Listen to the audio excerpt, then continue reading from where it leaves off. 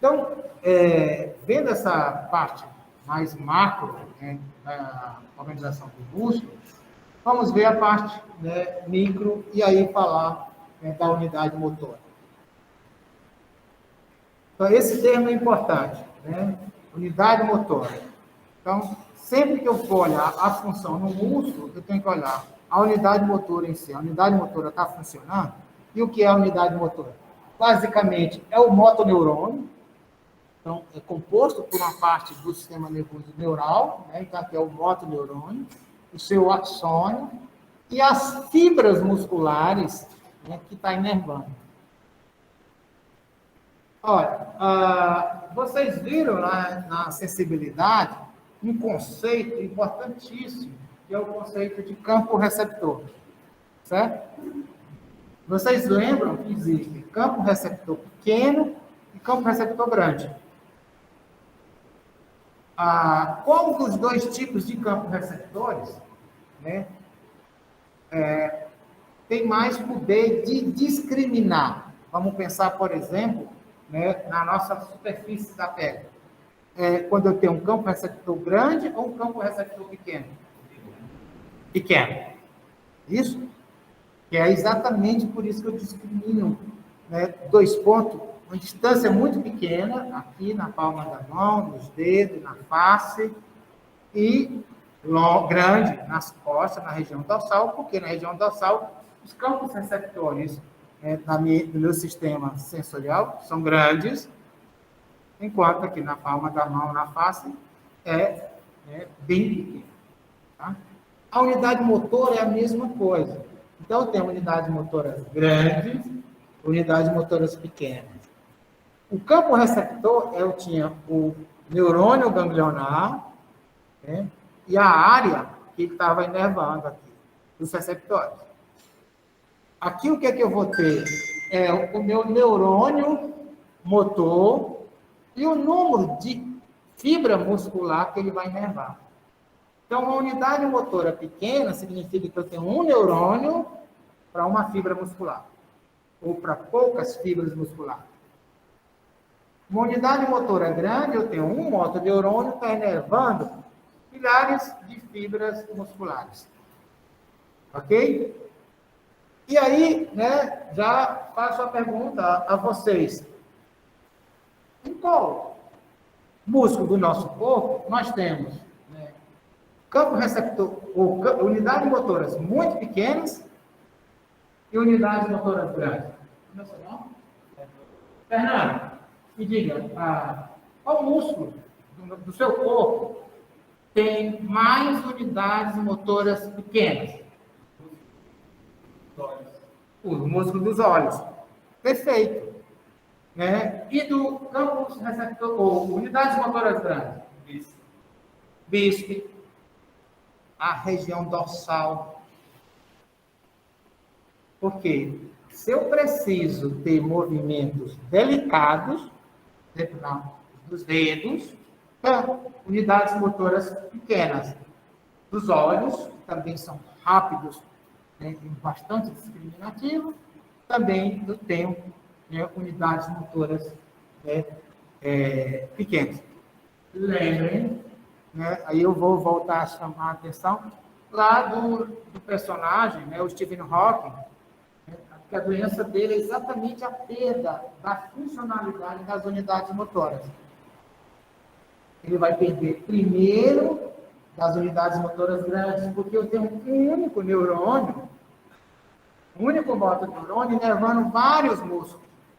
E aí ele começa a ter problema, né, de estabilidade, porque os neurônios dorsais, né, são de unidades motoras grandes. Então, são os primeiros.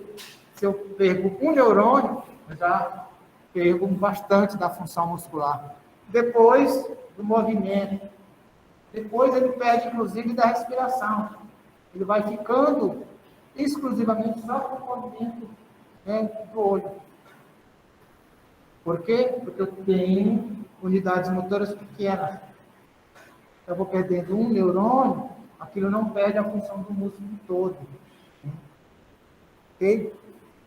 Então, a gente vai, né, olhar como é que essa, né, unidade motora vai funcionar aqui nessa estrutura muscular em si. Diego.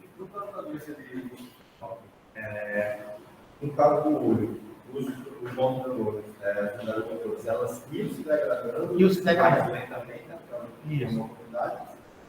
Eu fiquei se elas se degradando, simplesmente elas não se degradavam. Porque como a doença dele era principalmente uma alteração na bainha de Melina, né, então o que ocorre primeiro são os neurônios grandes, que vão ser primeiros para verificar, ou seja, a funcionalidade e das unidades motoras grandes. Então, o olho, né, eu tenho unidades muito pequenas e os axônios também são muito pequenos. Então, eu perco, né, a velocidade de condução, que antes era rápida, agora está mais lenta, mas eu consigo ainda fazer pequenos movimentos.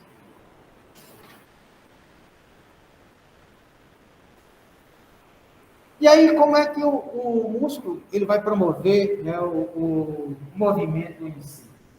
Aqui a gente tem, né, um desenho, né, uma animação, né, nesta figura, né, mostrando que isso aqui exatamente representa, né, a estrutura, né, molecular, que é o que a gente vê, né, no microscópio óptico, né, as estrias.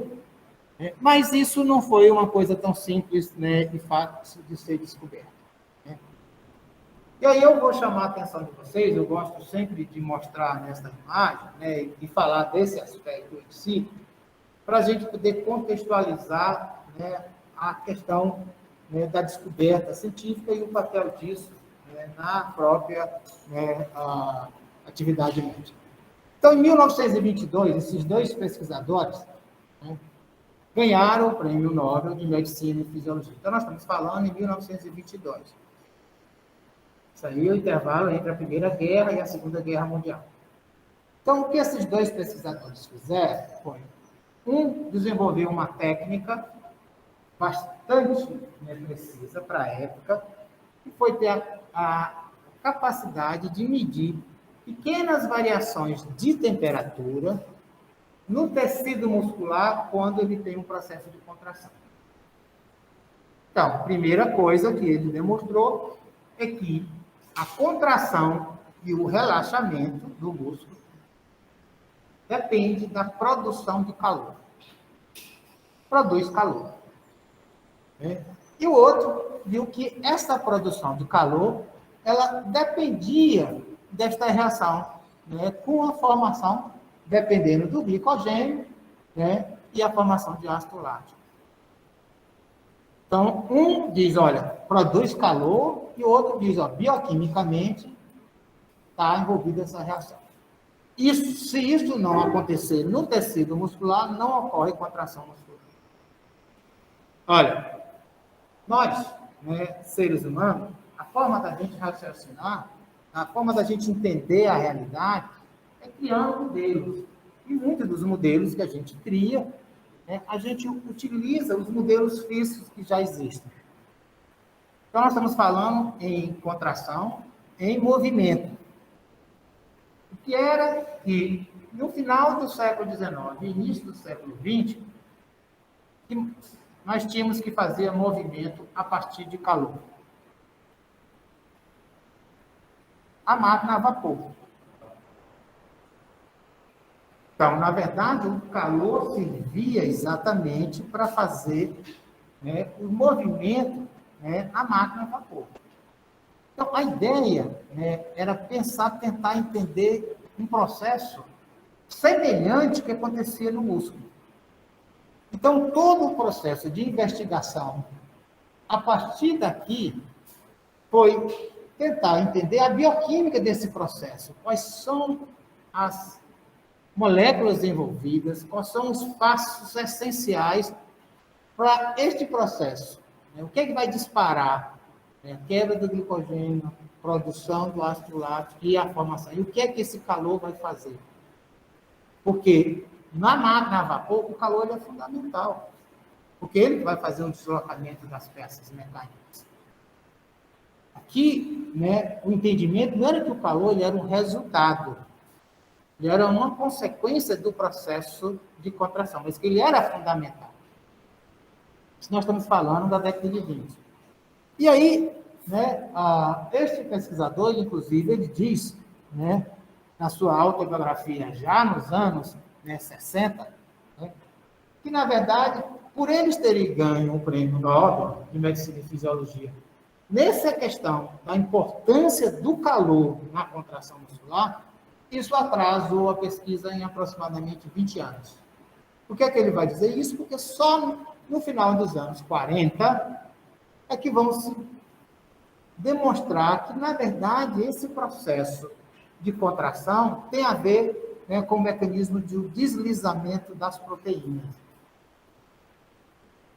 E isso ele vai dizer que atrasou, porque já antes dele já existiam, né, imagens, ou seja, evidências, sugerindo que este processo do deslizamento das proteínas entre si, né, acontecia.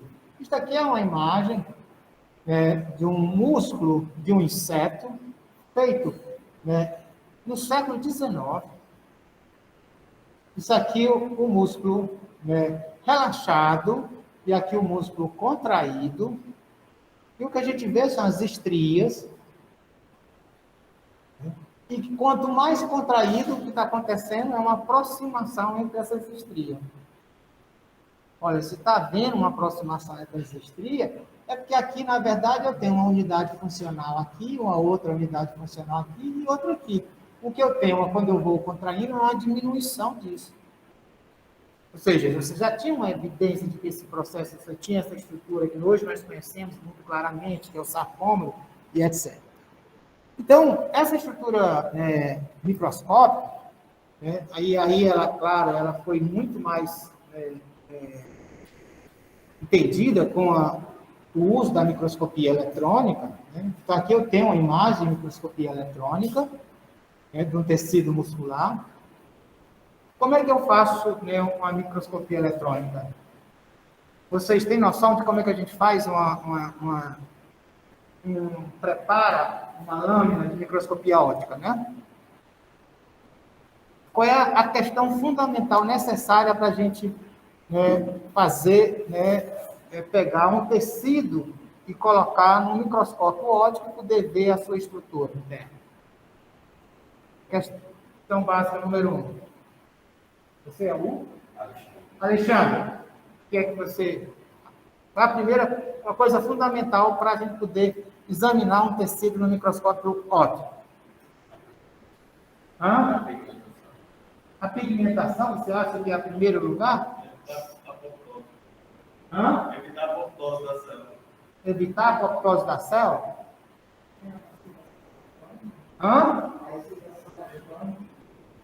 A oxidação Não, estou falando de microscopia óptica. O que é que eu preciso, em primeiro lugar, preparando o tecido?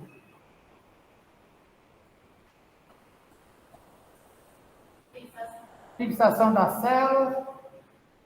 Quando a gente fala fixação da célula, eu posso pegar, por exemplo, um cadáver que está fixado todinho, todas as células, e botar no microscópio óptico?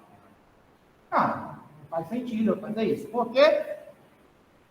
Porque eu preciso que o tecido tenha uma espessura mínima que permita o quê? Que abra espaço. Certo? Então, ele tem que ser transparente pela luz. E aí, alguém falou da pigmentação, eu vou pigmentar aquilo ali para ter cores diferentes, poder identificar, né, o núcleo, né, que eu tenho uma proteína, tem um DNA que pode reagir a determinada substância, a membrana, uma mitocôndria, e várias coisas eu posso pintar essas células fosforando, pigmentando. Mas eu tenho que permitir a passagem de luz, porque é um microscópio óptico. No microscópio eletrônico, eu tenho que permitir o quê? A passagem de elétron, não mais de luz. Qual é a grande diferença, então, da passagem de luz e da passagem de um elétron? A espessura. O meu tecido ele tem que ser mais espesso ou menos espesso?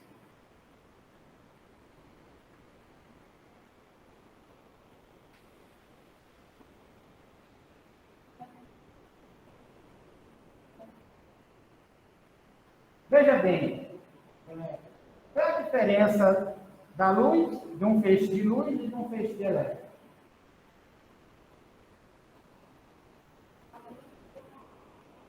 Eu não estou lhe ouvindo porque dois motivos. Primeiro, porque eu sou surdo, por causa da idade, e segundo, porque vai imaginar.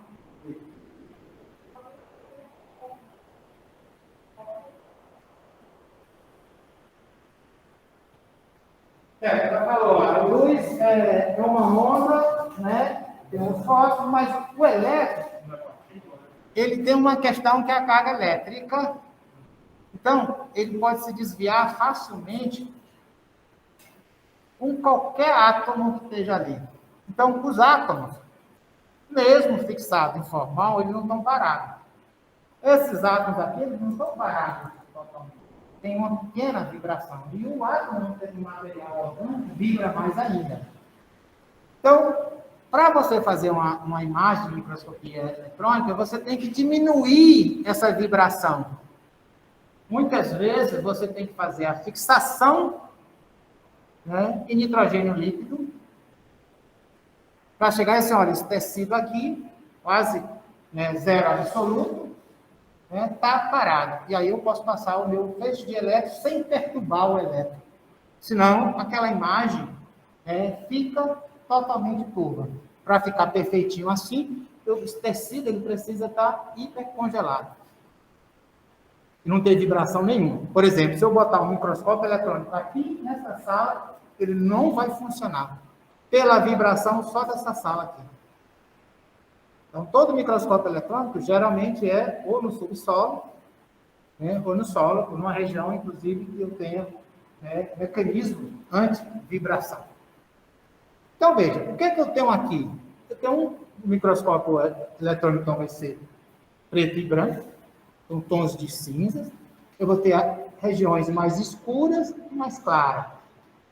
Quando eu tenho essas regiões mais escuras, eu vou ver que isso é proteína.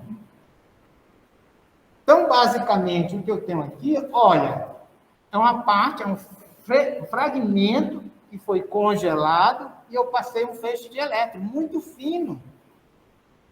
Veja que isso aqui não é nem uma célula muscular. Isso aqui é um pedaço de uma célula muscular. Certo? Então, olha, eu tenho aqui, ó, uma linha escura, uma parte mais clara, mas com filamentos aqui. Aqui uma região mais escura. Aqui uma linha, né, escura. Aqui um pouco também outros filamentos. Aqui mais escuro. Se eu for olhar aqui, olha, eu vejo os filamentos soltos. Olha os filamentos soltos aqui. Então, o que a gente observa? É como se eu tivesse filamentos do lado de cá, filamentos do lado de cá. Tá? Então, essa aqui é muito mais denso do que esses aqui. E aí eu sei, olha, isso é proteína. Músculo, a gente chama de mio. Então, miosina é a proteína do músculo. Então, essa parte proteica já foi chamada de miosina no primeiro momento. No segundo momento, né, o que se estudou é que quando você tem um processo, né, de contração, alguns desses filamentos tendem a se sobrepor. Veja que aqui eu tenho uma sobreposição, aqui a sobreposição ela é maior nessa fase aqui. Aqui eu tenho um grau de relaxamento, aqui eu tenho uma maior, né, contração. Veja, eu tive que estimular a contração do músculo, congelar, fragmentar e fazer a imagem no microscópio, né, eletrônico. Então, se eu olhar daqui para cá, ó, isso aqui, ó, reduziu. Então, isso aqui, essa outra proteína foi chamada de actina. Ina, que é proteína, né, de atividade, que ativa. Então, isso aqui foi chamado, né, de miosina, essas proteínas aqui, esses filamentos, que a gente olha aqui dele um pouco mais grosso do que esse, né, porque ele aqui maior, tem maior composição no microscópio óptico, no músculo, então por isso que eu chamei a proteína do músculo, né, a miosina, né, E aqui a actina, que aqui vai ser responsável pelo movimento. Então, a proteína da atividade. Certo? E isso aqui é uma imagem, né, muito bem feita. Veja que essa imagem ela é diferente daquela anterior. Ela não está nos detalhes da proteína em si, mas o que a gente observa aqui, ó, uma área mais densa e menos densa. Que a gente vai chamar de banda A, de anisotrópica, por causa da luz, e aqui isotrópica. E que quando eu coloco ATP nesse tecido, então faço o tecido, né, parte dele eu congelo e vou para o microscópio eletrônico. Aí eu vejo isso aqui. Aí eu pego o tecido, coloquei uma grande quantidade de ATP, congelei, levei para o microscópio eletrônico. Fiz uma fotografia. Botei mais ATP ainda, né? Fiz, né? Congelei, levei para o microscópio eletrônico, fiz uma fotografia. Botei muito ATP. Então, na verdade, a diferença dessas imagens é o mesmo tecido, em fragmentos diferentes, sendo que aqui sem ATP, com uma quantidade de ATP, com mais ATP e mais ATP ainda. Então, o que se observa é que quando eu coloco o ATP, né, em conjunto com essas proteínas, actina e miosina, você tem, né, uma diminuição dessa banda I. Né, enquanto que a banda A mantém o mesmo tamanho. Ok? E aí vem, então isso aqui é a miosina, a proteína do músculo, porque ela está em maior quantidade, e a actina, porque essa proteína, essa parte mais, né, isotrópica, é que está sendo reduzida, então é como se ela fosse a responsável pela atividade. Tá? Então, a actina seria a proteína que ativa, né, o músculo. Então, em termos, né, de estudo de composição, eu vou atrás de o quê? Como é que eu posso, por exemplo, eliminar uma determinada proteína? Olha, fazendo digestão dessa proteína. Então, com a descoberta de substâncias que são capazes de digerir exclusivamente a miosina, eu tenho aqui o meu tecido, coloco junto com esse tecido, né, uma enzima que vai digerir a miosina e faço, né, a fotografia pela microscopia, né, eletrônica. O que é que eu vejo? Ó, a banda A desapareceu. Então, isso aqui realmente é maior concentração de miosina. Se eu faço, né, aqui, ó, digestão da miosina, e se eu faço a digestão da actina, desapareceu. Então, veja, olha, essa linha aqui central, né, ela não é de actina. A actina é simplesmente os filamentos. Então, por isso que ela desaparece aqui, ó. Esses filamentos, elas estão, né, nessa condição aí, nessa figura, como se fosse horizontal. Tá? Então, eu tenho um outro tipo de proteína que está aqui, no qual os filamentos de actinas estão envolvidos. Então, aqui eu já tenho uma fotografia, né, de microscopia eletrônica de alta qualidade, uma resolução muito boa, né, isso já mais moderno, né, e basicamente o que a gente tem está aqui, né, então eu tenho isso aqui, que é a banda I, então aqui, né, eu tenho uma proteína, nessa proteína eu tenho os filamentos finos, que são a actina, então a actina está conectada aqui a este filamento, aqui eu tenho os filamentos grossos e eu tenho a superposição. Aqui eu tenho uma questão, né, que é uma fase mais contraída, e que eu vejo que eu tenho uma maior superposição entre os filamentos finos e os filamentos grossos. E basicamente é isso, né? Essa estrutura entre, né, uma linha Z e outra linha Z, a gente vai chamar de sarcômero. E quanto mais eu vou fazendo uma contração, eu vou encurtando esse sarcômero. Então, isso por causa do deslizamento das proteínas, dos filamentos finos sobre os filamentos grossos. Olha, o que isso traz, né, de importante? Nós vimos que o músculo, ele é uma composição de fascículos. Cada fascículo é uma composição de células musculares, né, que é a fibra muscular, elas estão em paralelo, e essas fibras musculares é uma composição de miofibrila, e em cada miofibrila é uma sequência, né, de sarcômero. Então, o que eu tenho durante a contração é o encurtamento do sarcômero, que encurta uma miofibrila, que encurta uma fibra muscular, que encurta, né, o músculo em si. Então, né, aqui a gente tem, né, o desenho, como é que ele vai ser colocado. Então, eu vou chamar aqui a banda I, que é onde eu tenho só filamentos finos, certo? A zona H, onde eu só tenho filamentos grossos, tá? Aqui eu tenho uma zona de superposição. Aqui eu tenho, né, o disco Z, né, a linha M. O que eu vou chamar de banda A, eu tenho tanto a zona H como a parte de superposição das duas coisas. E o sarcômero vai ser entre um disco Z e o outro disco Z.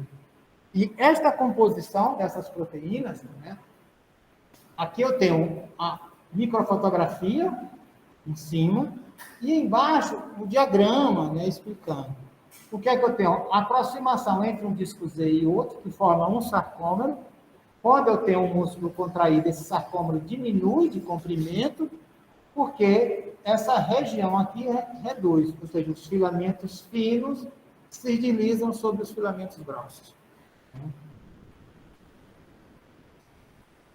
E aqui é uma imagem, né? Esta imagem aqui ela é feita, né, a partir de decifração de raio-x. Na verdade, eu tenho uma estrutura, né, do sarcômero, né, semelhante ao que eu preparo o meu tecido, ele tem que estar, né, cristalizado, né, e aí eu vou fazer, né, emitir, né, raio-x para essa proteína, que é a estrutura proteica, e isso vai mudar, né, o direcionamento do raio-x, e eu vou poder fazer uma imagem, né, desta forma. Então, o que é que eu tenho? Aqui eu estou fazendo uma imagem numa região que só tem filamentos grossos. Certo? Então, eu estou fazendo essa imagem aqui, ó, na zona H. E aqui eu estou fazendo nessa região que tem as duas coisas, tanto filamentos grossos e filamentos finos. Então, se eu olhar um filamento grosso, né, ele vai estar arrodeado por 6 filamentos finos. Então, daí a gente consegue, né, entender melhor esse processo. Então, exatamente isso aqui, ó, se eu estiver olhando só filamentos grossos, né, desculpa, só filamentos finos, eu estou vendo isso aqui. Eles estão organizados desta forma. Só filamentos grossos, eu estou vendo desta forma. Aonde eu estou vendo, né, aqui, nesta região, são os filamentos grossos que eles estão intercalados entre si. São proteínas que se conectam ele e promovem, né, a ancoragem deles aí na linha M. E aqui, onde eu tenho a superposição dos filamentos grossos e filamentos finos. Se eu olhar um filamento grosso, ele está arrodeado de 6 filamentos finos. Ficou claro, né? Então, daí, né, vendo, né, essa parte, né, estrutural, né, a gente vai ver, então, como é que esse processo, né, propriamente dito, né, ele está organizado dentro da célula muscular. Então, o que a gente tem aqui? Isso aqui é a célula muscular, né? Um fragmento da célula muscular, né? Um desenho esquemático. Então, isso aqui é a membrana celular, que a gente vai chamar no músculo de sarcolemma. Esta membrana, destaca-se nela duas coisas quando a gente olha no microscópio óptico. São as estrias, ó. As estrias é essa parte aqui mais escura, clara, e etc. Então, essa parte escura que a gente vê é exatamente essa parte do sarcômero. São vários sarcômeros que estão, né, em paralelo, aqui nesta região, que fazem com que haja essas estrias que a gente observa no microscópio óptico. Então, além disso, a gente vê esses orifícios. E esses orifícios são nada mais do que invaginação da membrana. Então, isto é o que? São os túbulos, que nós vamos chamar de túbulos T. E o mais interessante é que quando eu tenho aqui, né, os túbulos T, grupos de túbulos T, formando, né, exatamente entre, né, a divisão de um sarcômero. E, englobando cada sarcômero, nós temos o quê? Um conjunto de retículos sarcoplasmáticos. Então, tem um túbulo T, retículo sarcoplasmático. Túbulo T, retículo sarcoplasmático. Túbulo T, retículo sarcoplasmático. E dentro, né, ou seja, abaixo do retículo sarcoplasmático, nós temos o sarcômero. Então, aqui eu tenho uma tríade. Túbulo T, retículo sarcoplasmático para um lado, retículo sarcoplasmático para o outro.